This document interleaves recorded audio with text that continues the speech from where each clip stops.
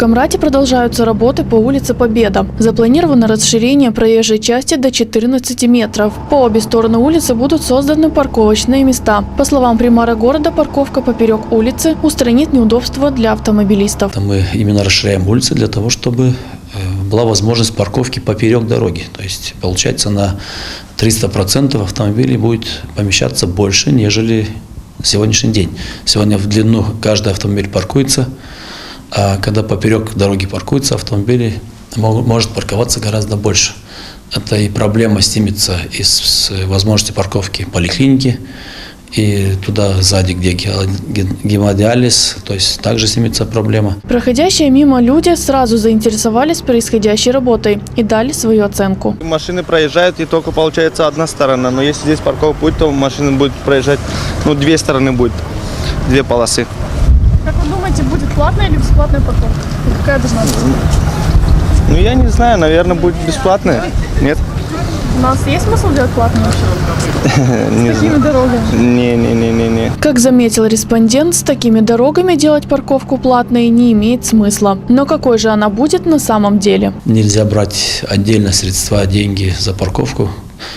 По одной причине, наверное, что у нас не очень-то хорошие дороги в городе, не только в нашем городе, в Республике Молдова. Еще и брать дополнительные какие-то средства на парковку было бы неправильно. Когда сделаем дороги, может быть, появятся и платные парковки в том районе.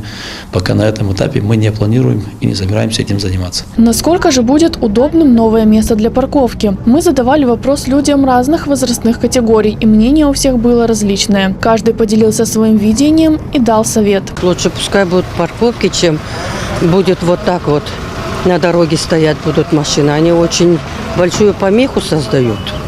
Здесь и так узкая дорога, а если она расширится, вообще красота будет. Я был больной, мне для того, чтобы семейному врачу принести, в больнице не забирают, надо скорую сюда принес.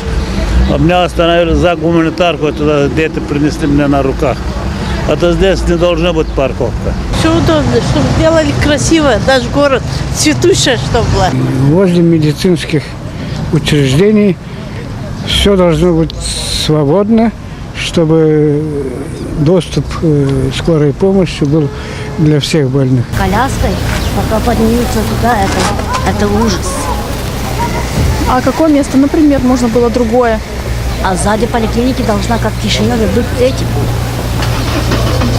скорые, чтобы заехали туда, больные, там все, там есть откуда пройти на этой коляске. А здесь кто, смотри на эти ступеньки.